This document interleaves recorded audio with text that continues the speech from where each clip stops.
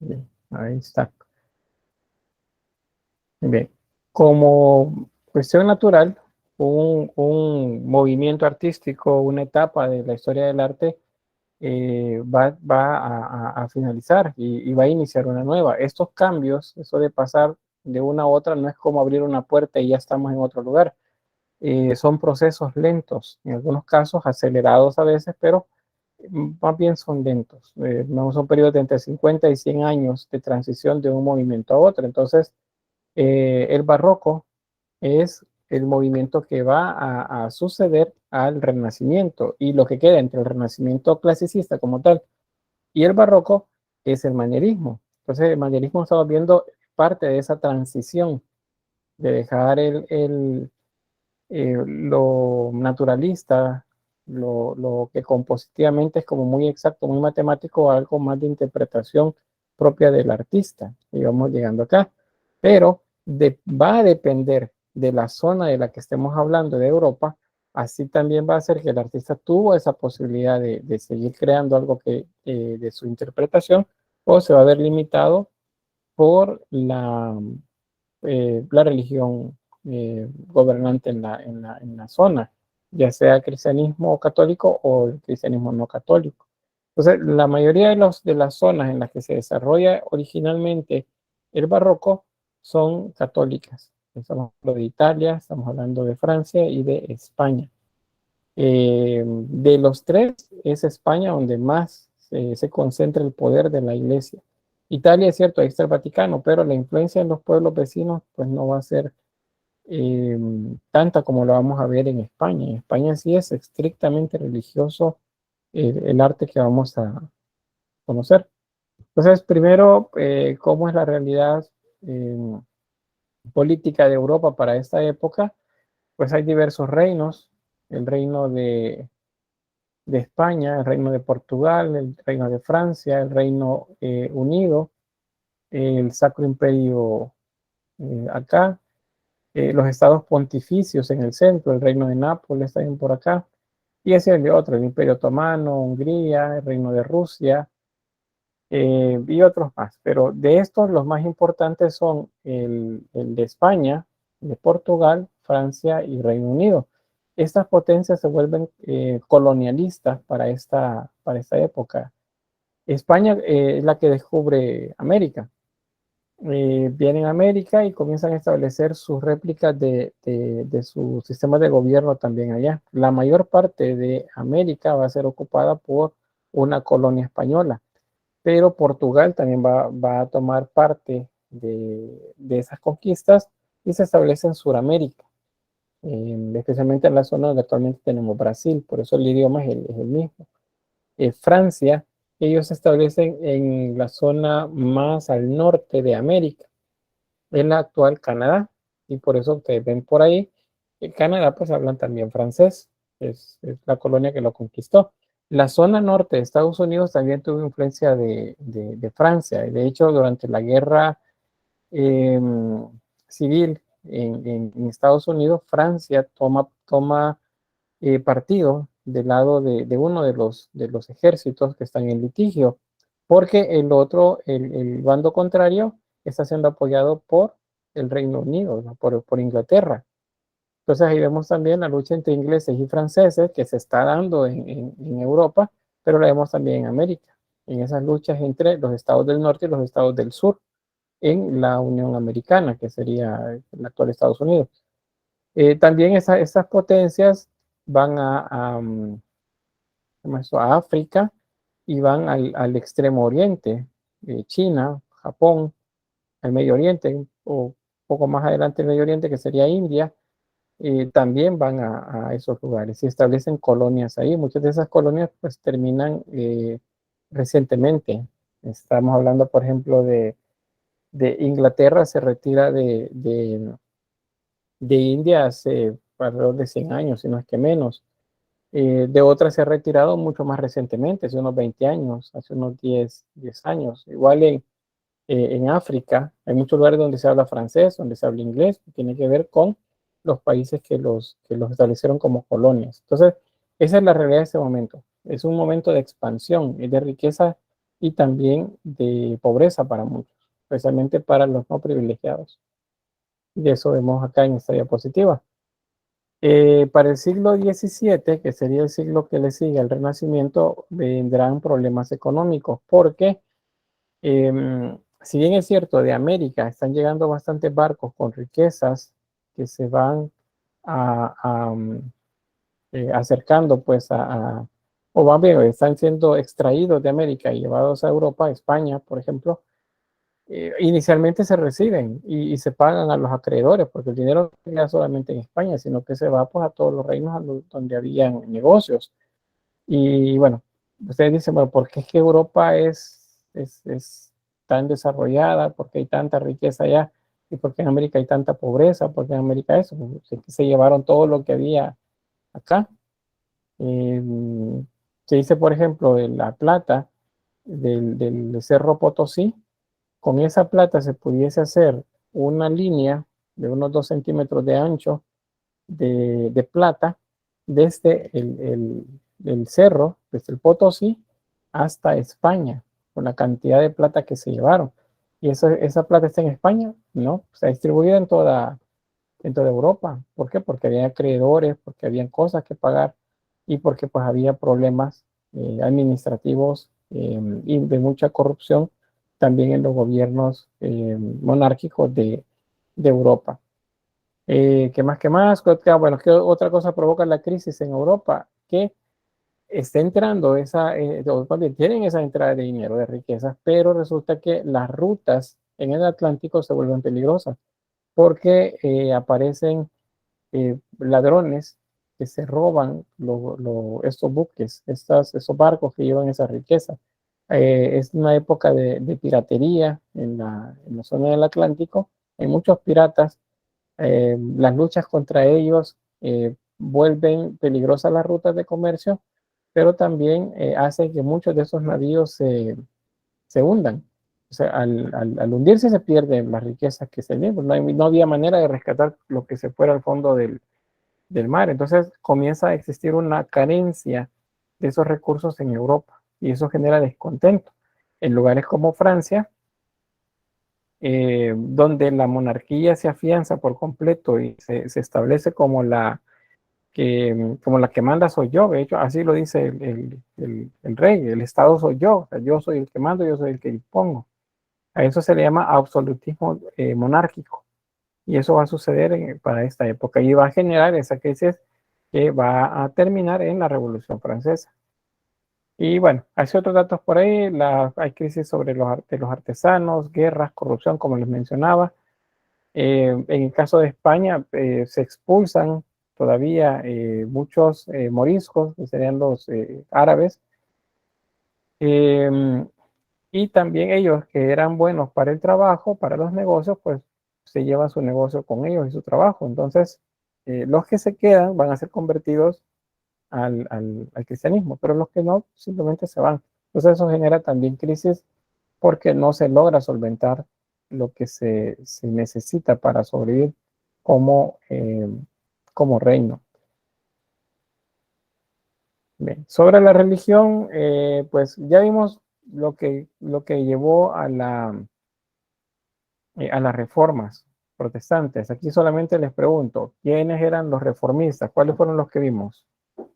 Los nombres de los que hicieron reformas durante el Renacimiento.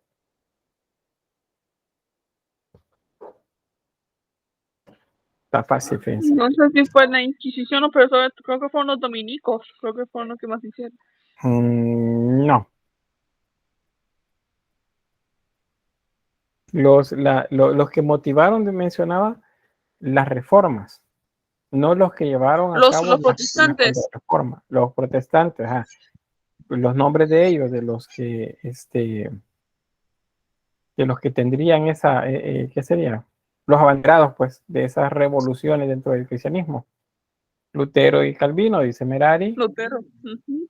Muy bien, Marlon dice los nestorianos, hay nestorianos todavía, pero era más bien pensando en Lutero, Calvino, ¿Hay alguien más por ahí?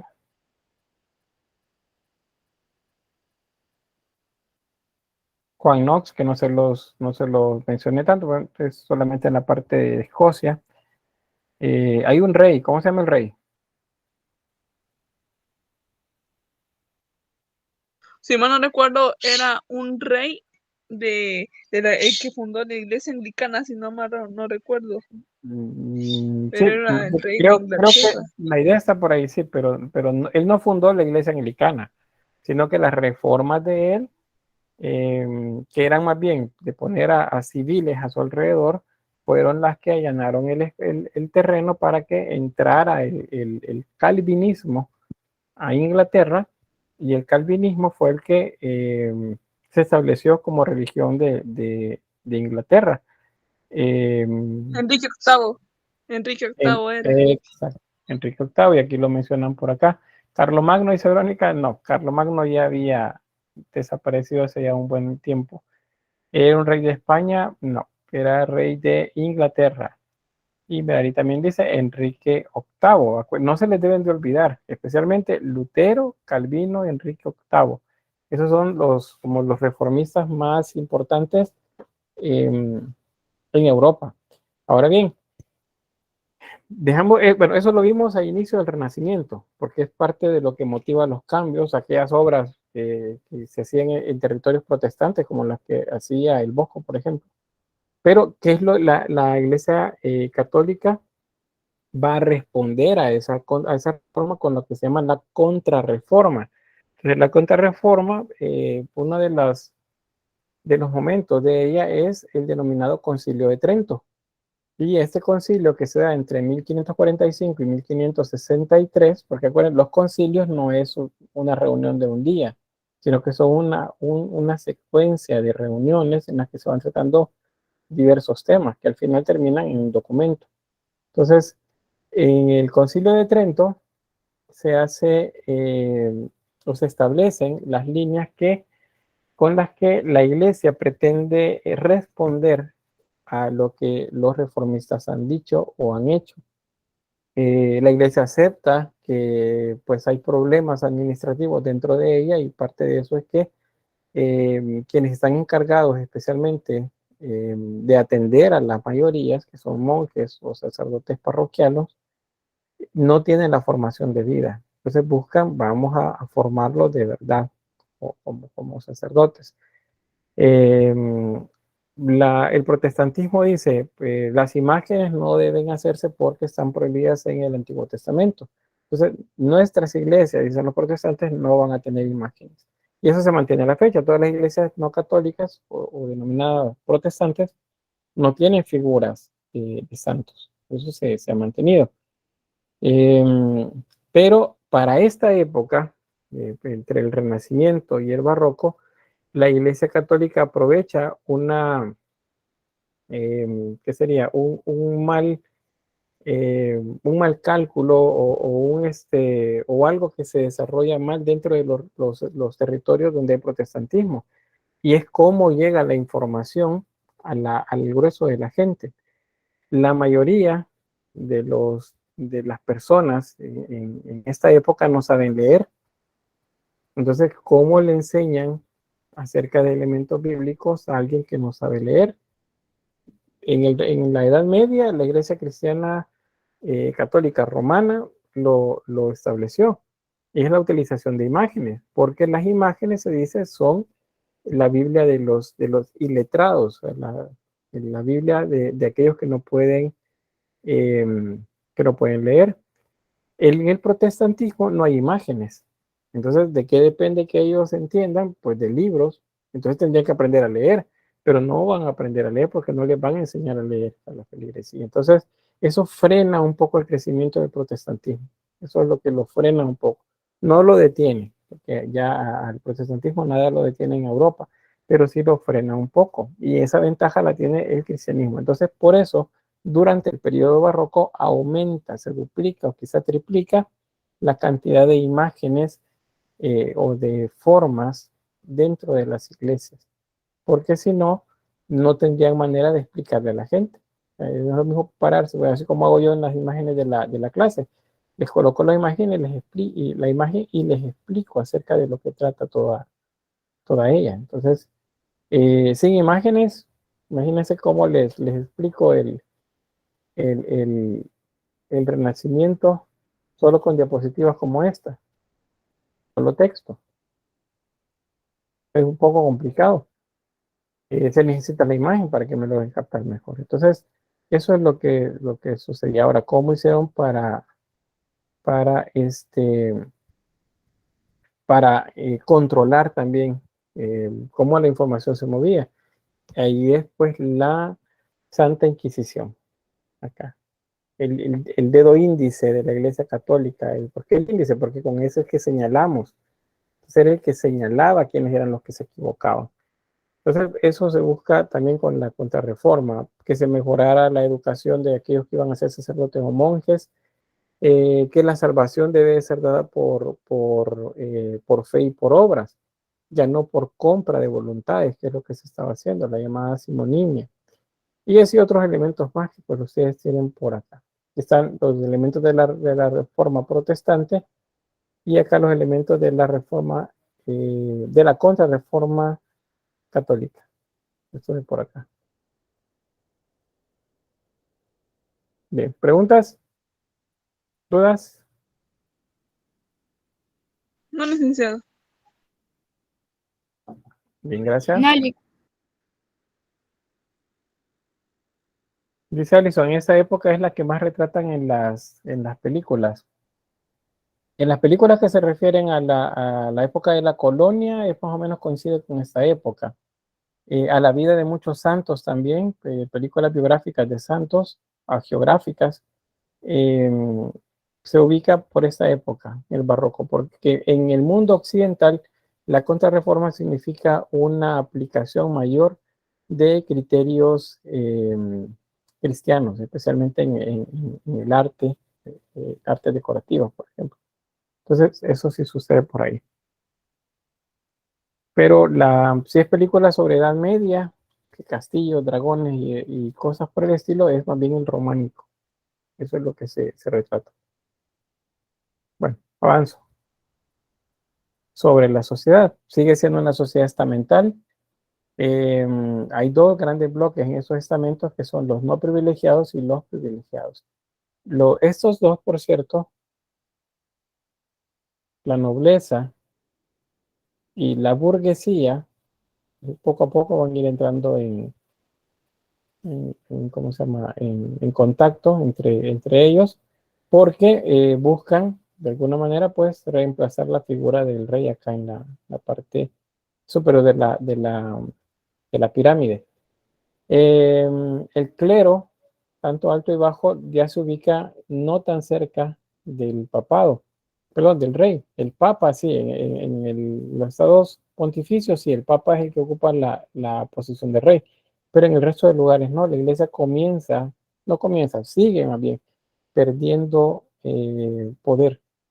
Cada vez tiene más complicaciones para que los reyes pues hagan lo que ellos dicen, que es una de las crisis que se dieron hace más o menos, bueno, entre la época del Renacimiento y el Barroco.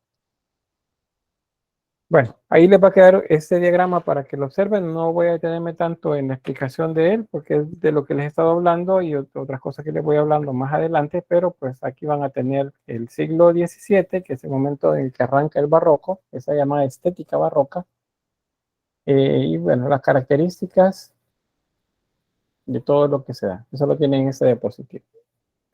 Luego, a nivel político, que es lo que también estamos viendo, cuando hablamos de religión, casi siempre estamos hablando al mismo tiempo de política. Bien, en este caso se consolida durante el periodo barroco lo que se denomina como monarquía absoluta o el absolutismo monárquico. O sea, el rey llega a ser la máxima autoridad. Ya la iglesia queda atrás. En algún momento la iglesia, el papa, los sacerdotes, obispos tenían bastante autoridad. Acá ya no tanto.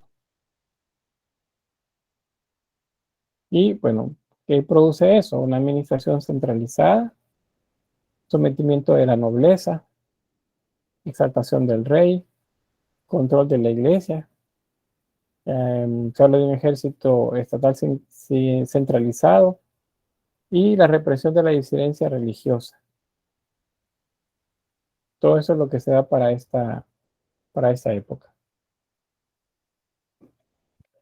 Este rey, Carlos V, lo veíamos en la clase anterior como periodo gótico, la imagen que de Tiziano, pero nos interesa porque el rey Carlos V, desde muy joven, más o menos 17 años, va a ser heredero del reino o los reinos de España. Entonces, los de Isabel y la reina Isabel y el rey Alfonso, pues son los abuelos de él. Y al morir, pues le heredan el territorio. Eso significa que gobierna eh, América y gobierna Europa, o una buena parte de Europa. A los 16 años ya era rey de España. Unos 3 años después, cuando rondaba los 20 años, pues muere el abuelo paterno, que es el emperador Maximiliano I de Habsburgo, y pues entonces él pasa a ser el heredero y por lo tanto rey de, esa zona. Imagínense, 20 años y era el rey más poderoso de toda Europa. Acá en América vamos a encontrar, en arte colonial, vamos a encontrar referencias a él bastantes. Bien, hasta ahí con la parte contextual. ¿Alguna pregunta?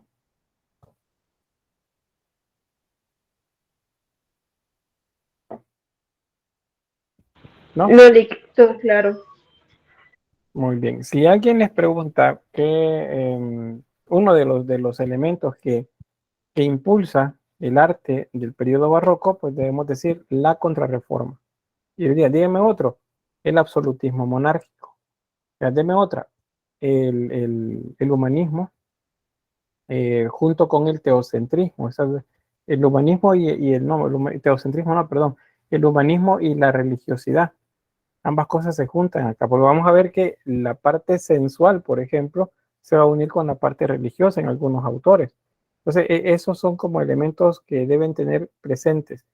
Si les digo qué es lo que mueve el arte, qué es lo que más impacta las temáticas y el quehacer artístico durante la Edad Media, ¿qué me dirían?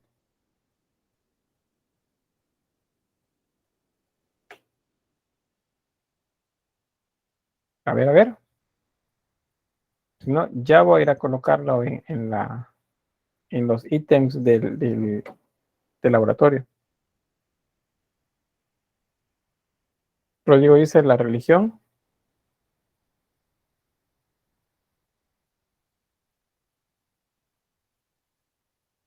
La religión y sus rituales, sí, pero fíjense que eso es todavía un poco ambiguo y general. Hay algo más concreto. Comienza con T. Dios como centro, muy bien, Rodrigo, se llama teocentrismo. Acuérdense, no se les debe olvidar. ¿Qué mueve el arte? ¿Cuál es el motor del arte durante la Edad Media? Teocentrismo. Luego pasamos a la Edad Moderna. La Edad Moderna son alrededor de 300 siglos, perdón, 300 años o 3 siglos. ¿Y qué es lo que mueve durante el Renacimiento? El arte,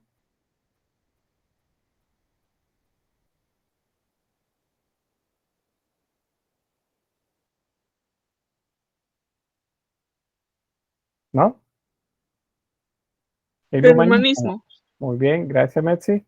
Ese es justamente, ¿qué mueve el arte? ¿Cuál es el motor del arte durante la Edad Moderna?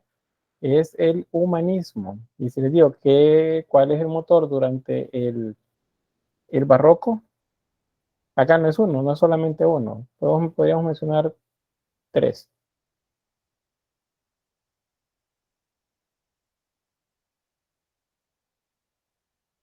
El humanismo, el teocentrismo, pero el deseo sí no sé cuál podría ser.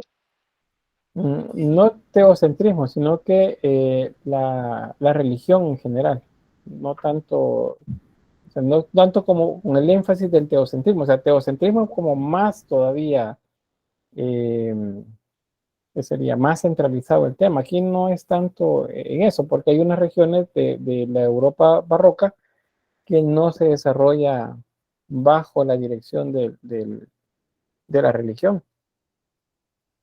La monarquía absoluta, muy bien, ahí yo dije tres, muy bien, ese fue otro de los que mencioné, la monarquía absoluta, correcto. ¿Y cuándo? ¿Dónde? Más bien, en Francia. En Francia es la monarquía, es el rey como centro de todo. También en España y en Inglaterra. Muy En bien, general en casi toda Europa.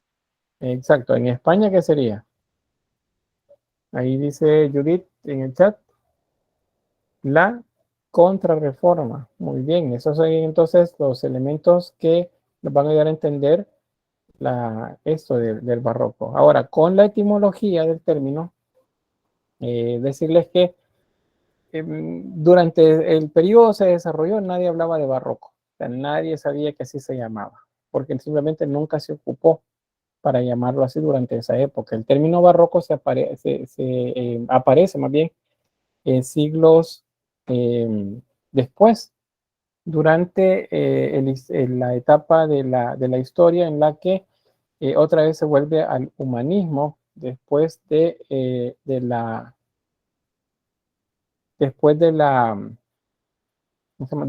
contrarreforma, que sería el barroco. Estamos hablando del neoclásico. O sea, en ese momento comienzan los grandes descubrimientos, bueno, se descubre Pompeya y Herculano, hay un énfasis en el estudio del pasado. Entonces, al hacer eso, el, el- se establecen nombres.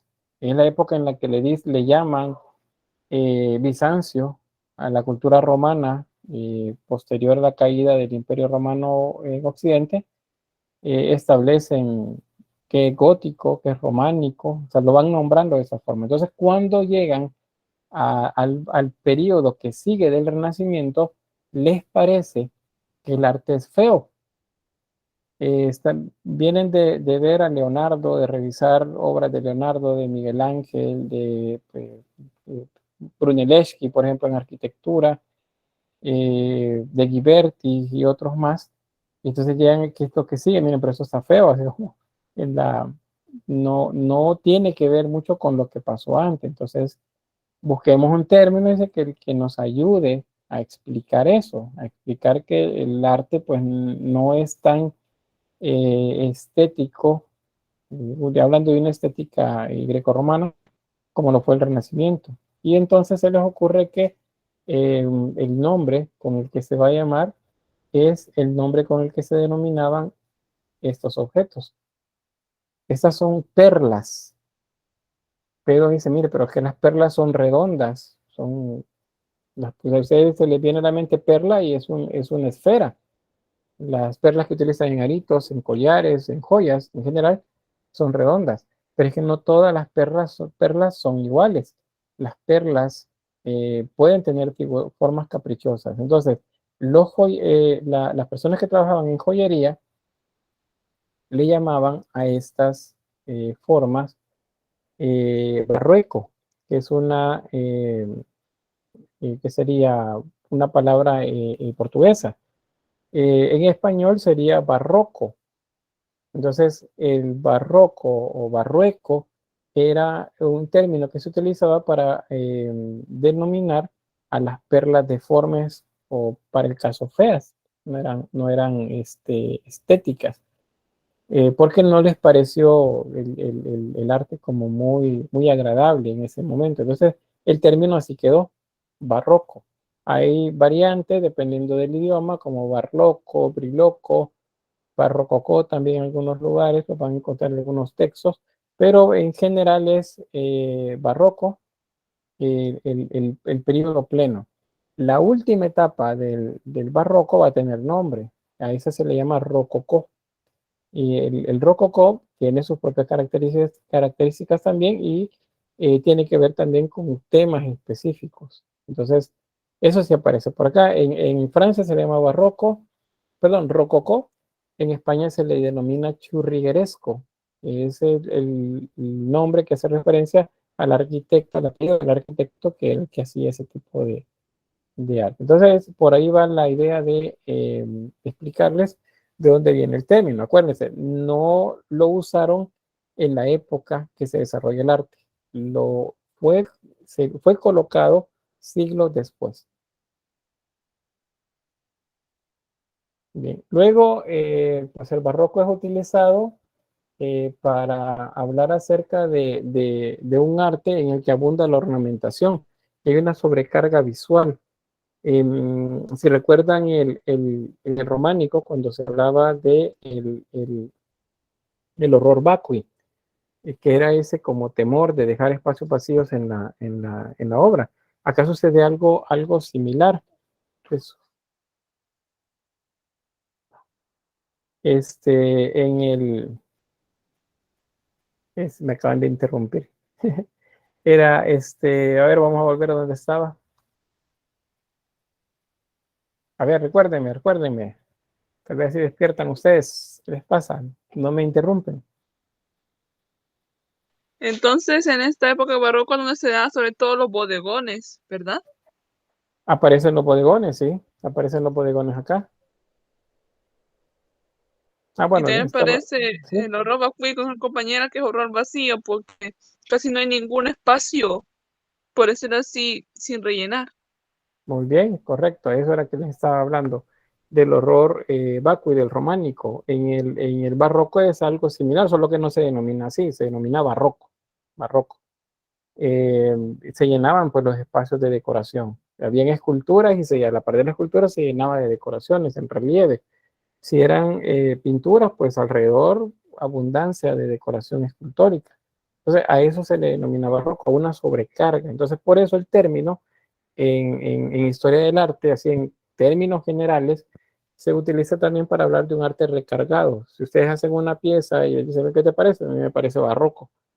No les está diciendo que ustedes están haciendo barroco como tal, francés, italiano o español.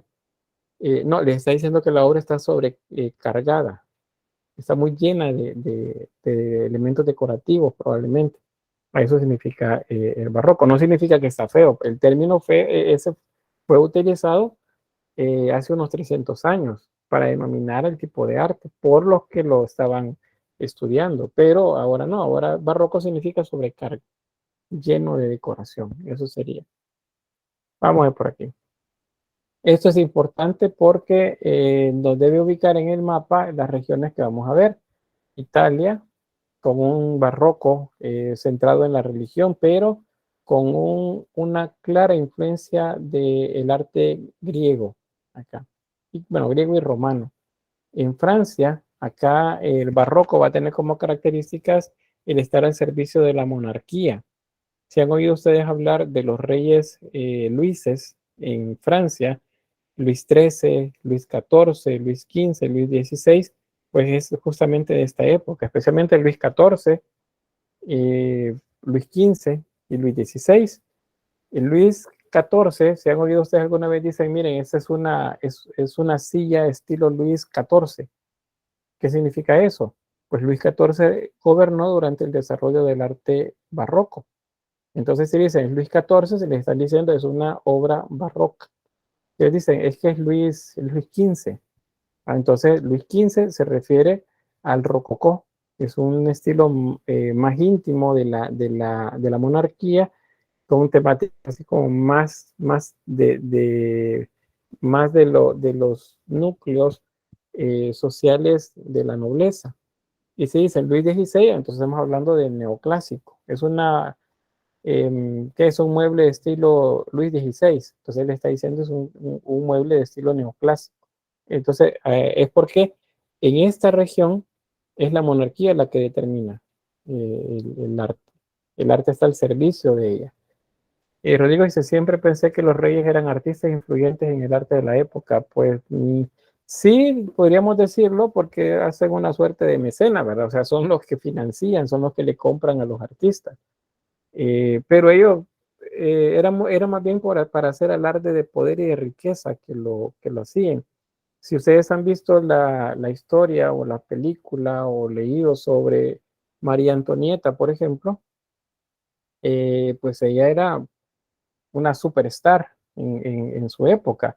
Gastaba y gastaba con tal de tener los mejores galas, sombreros, pelucas, vestidos, lujos alrededor de ella. Este, ¿Y quién pagaba eso? Pues lo pagaba el pueblo. Había una crisis económica en Francia y no había dinero, pero pues los reyes se mandaron a construir un palacio con jardines hasta donde alcanzaba la vista y se gastaban por montones el dinero y cuando sentían que el dinero les hacía falta, entonces lo que hacían era subir los impuestos, de manera que a ellos no les faltara nada.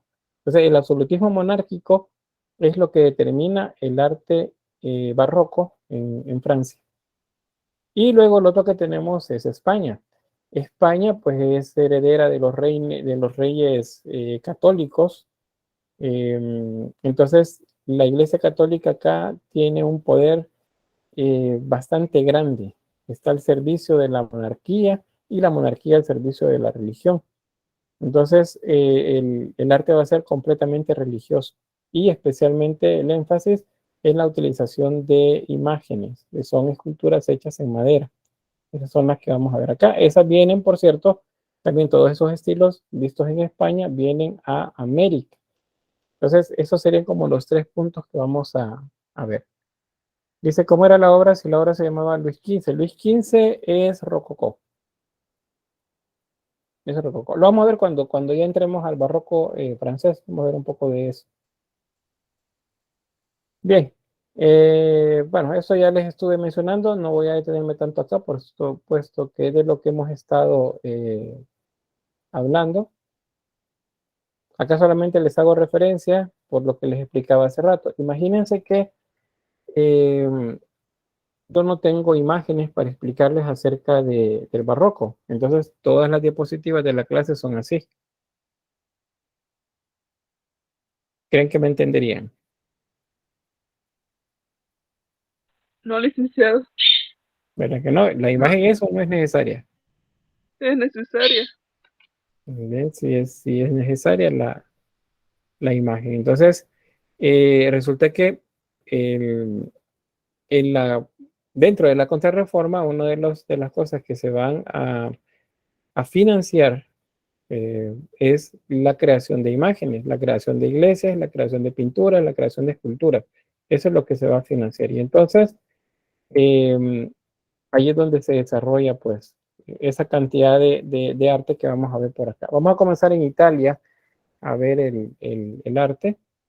Y acá tenemos en arquitectura principalmente dos referentes, que son Francesco Borromini, que es el que comienza haciendo una ruptura con el clasicismo del periodo renacentista, y Gian Lorenzo Bernini, que por el contrario, él va más bien por una continuidad del clasicismo. Solamente le agrega serpentinata, por ejemplo, a la obra, pero pues, él desarrolla más su arte enfocado en que es una prolongación del Renacimiento. Bien, dice Rodrigo, para el barroco existía más gente en la tierra. Si entiendo la pregunta, nos estamos refiriendo a que si la población mundial era grande, o sea, en Europa más bien. Si en Europa había bastante población. Si es eso, sí. La estabilidad política y económica que se logra durante el Renacimiento, aparte las riquezas que están viniendo desde las colonias en diversas partes del mundo, especialmente América, lo que les comentaba del oro, la plata, que se iba para allá, algunas especies también, algunos sería productos de América que no hay en Europa, que se llevan para allá, y pues genera estabilidad. Y la estabilidad ayuda siempre a que demográficamente las poblaciones aumenten. Entonces sí hay más gente en Europa.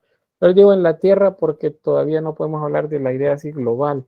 Sigue siendo Europa, América, África, o sea, cada uno por su lado. Todavía no hay eso que denominamos como la cultura global. Esa va a aparecer mucho más recientemente.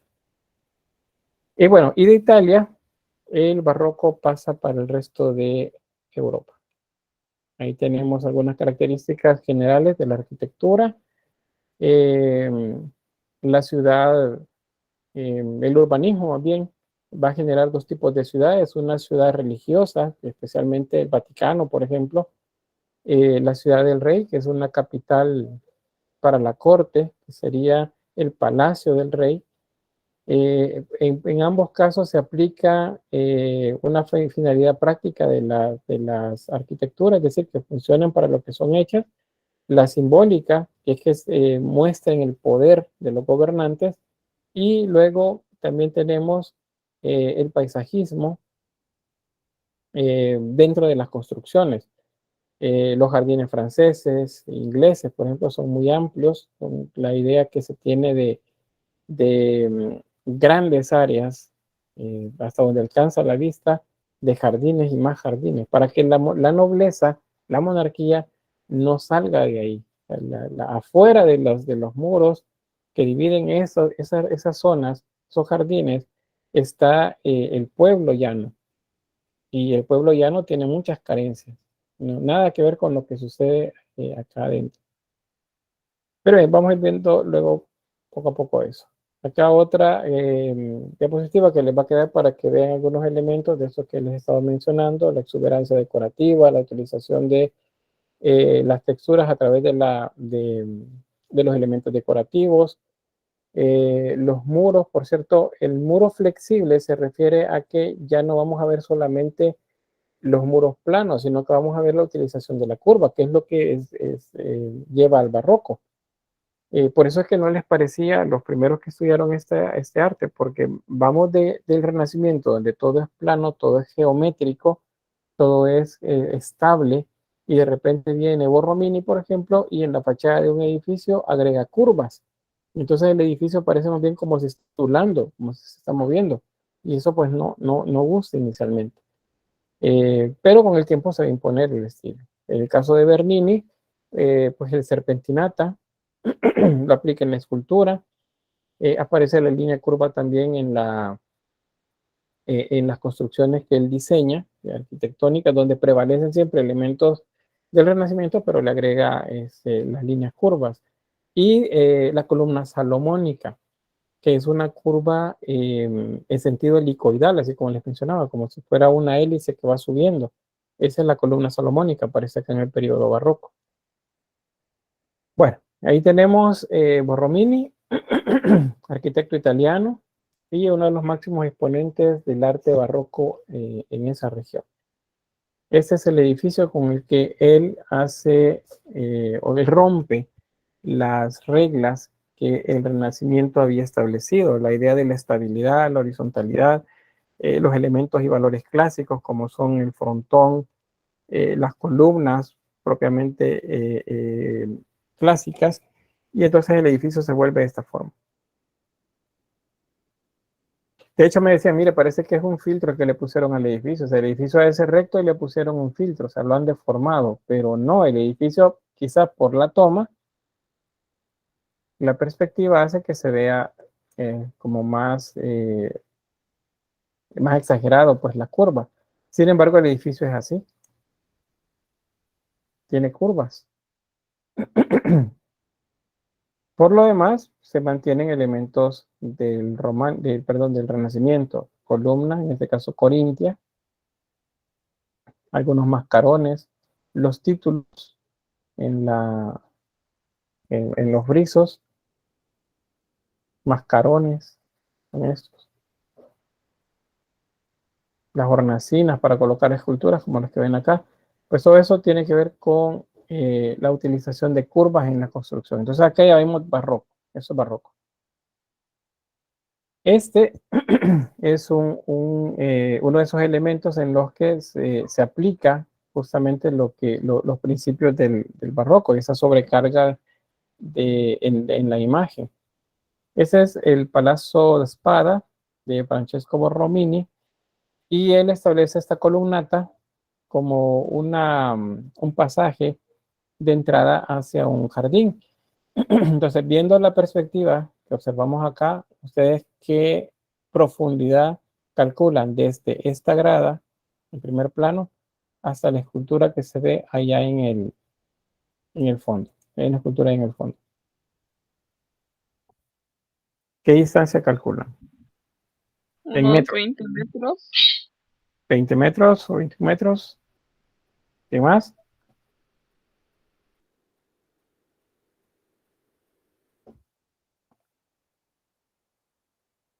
¿Hay más?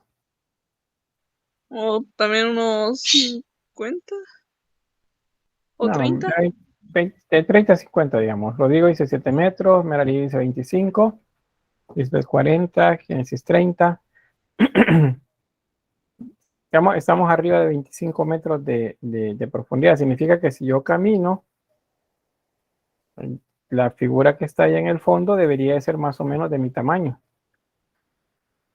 La escultura que está en el fondo, digamos una escultura de tamaño natural, que está en esa fuga tan profunda.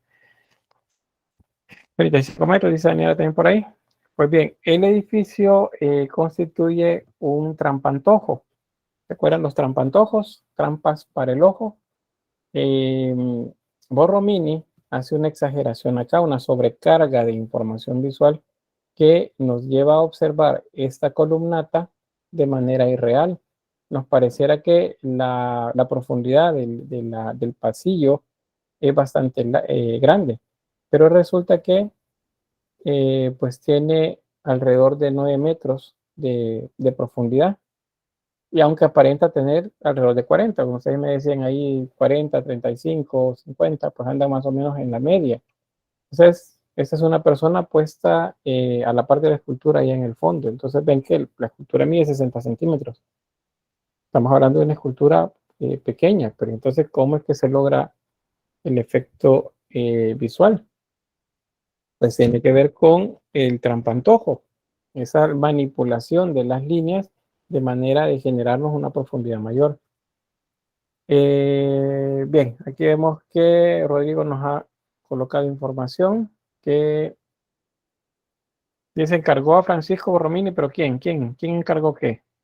Que lo modificase para él. Dice, fue Borromini quien creó la obra maestra Falsa Perspectiva de Trampantojo en el patio con arco, con el fin de que las columnas, cada vez de menor tamaño y el suelo alzándose, crean la ilusión óptica de una galería de 37 metros de largo cuando es de 8.